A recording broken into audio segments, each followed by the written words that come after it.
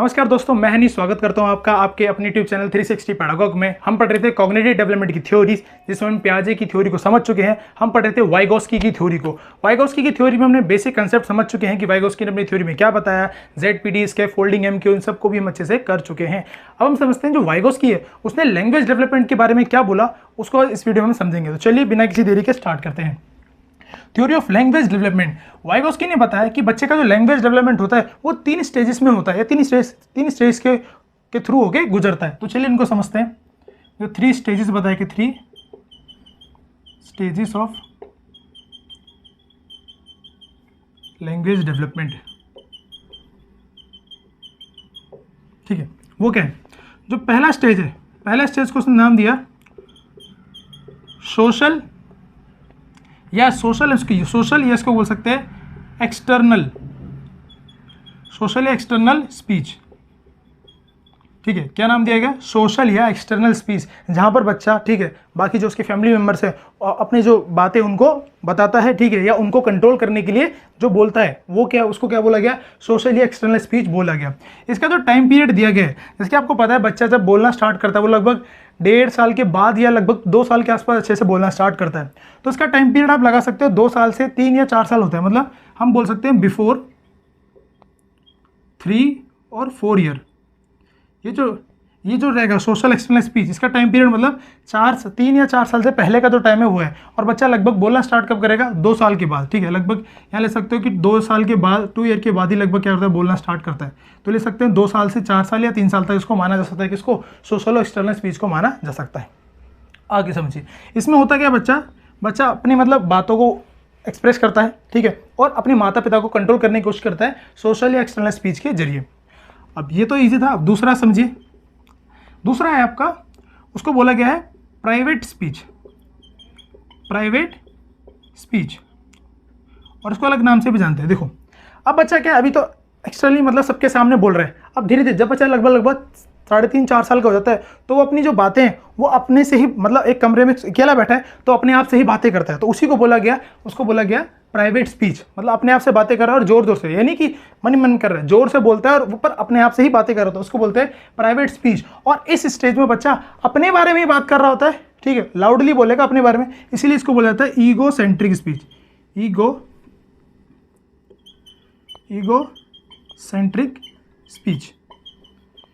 Centric speech. इसका time period क्या आपका दिखेगा? 3 और 4 ईयर से आप देख सकते हो 7 ईयर के जो बीच का टाइम है, ये आपका क्या हो जाएगा? Private speech. ठीक है, इसमें बच्चा क्या करता है? टॉकिंग अबाउट सेल्फ, मतलब खुद के बारे में बात करता है, इसीलिए इसको बोला गया क्या? ईगो सेंट्रिक स्पीच को बोला गया। और स्पोकन आउट लाउड, और क्या बोलता है? जोर से बोलता है कि नहीं? और इसमें इस स्पीच के जरिए बच्चा कर क्या रहा है? बच्चा कर रहा है controlling and directing child's own behaviour, कि वो लाउडली बोल तो रहा है, अपने आप के बारे में बात कर रहा है, इसलिए इसको ईगोसेंट्रिक बोला जाता है। लाउडली बोलता है, और ये बोल क्यों रहा है? क्योंकि वो अपने आप को ही कंट्रोल और अपने आप को ही डायरेक्ट कर रहा है, ठीक है, इसी को बोला गया।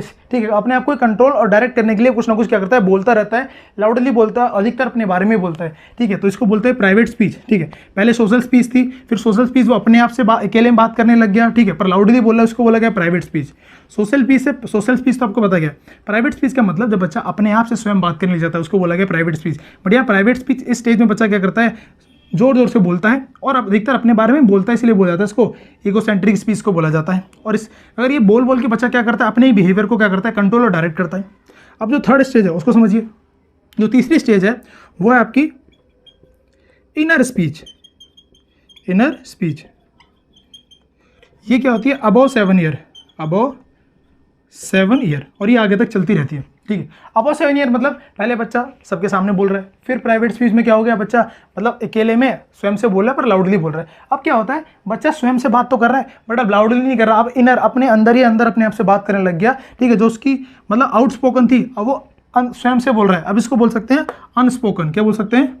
अनस्पोकन, मतलब कर तो रहा है, बोल तो रहा है, बट अपने आप को मतलब बोल तो रहा है वो, बट बाहर सुनाई नहीं दे रहा, मतलब इनर मतलब उसकी जो लैंग्वेज, मतलब कुछ भी बोल रहा है वो अंदर ही अंदर बोल रहा है, अपने आप को क्या कर रहा है, डायरेक्ट करता है, क्या अपने थॉट्स को क्या करता है, डायरेक्टिंग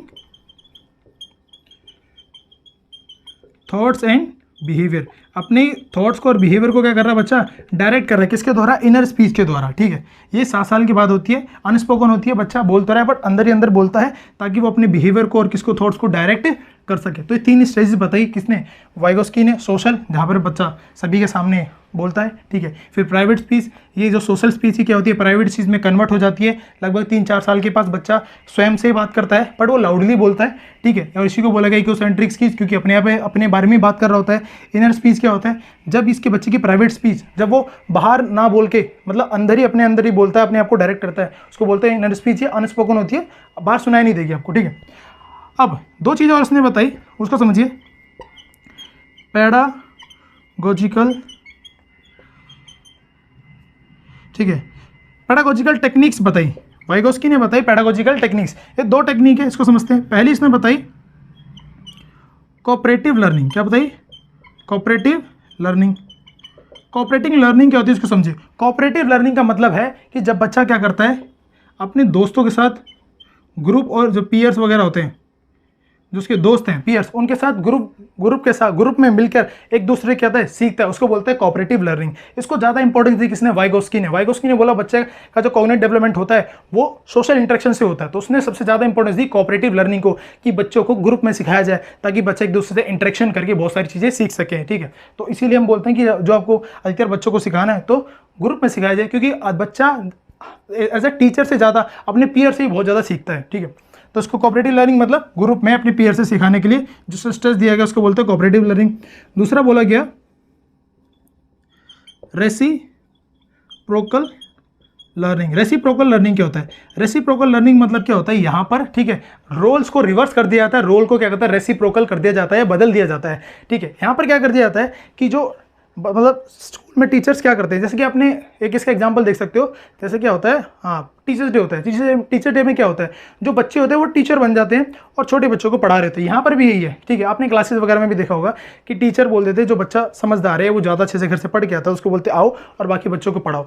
तो ऐसे ही बच्चों को, किसी को टीचर बना दिया, किसी को स्टूडेंट, तो वो एक दूसरे को पढ़ा रहे हैं, फिर उसको जो पहले स्टूडेंट था उसको टीचर बना दिया, वो स्टूडेंट बन गया, एक दूसरे को पढ़ा रहे। तो इसी को बोलेगा रेसिप्रोकल टीचिंग। ऐसे बच्चा बहुत अच्छे से, इससे बच्चे की लर्निंग बहुत अच्छे से होती है। कोऑपरेटिव लर्निंग बात है, उसे भी बच्चा बहुत अच्छे तरीके से सीखता है।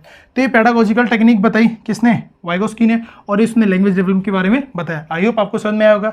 अगर समझ में आया तो प्लीज़ लाइक शेयर सब्सक्राइब करना ना भूले। अब हम मिलेंगे आपसे अगली वीडियो में, तब तक के लिए धन्यवाद।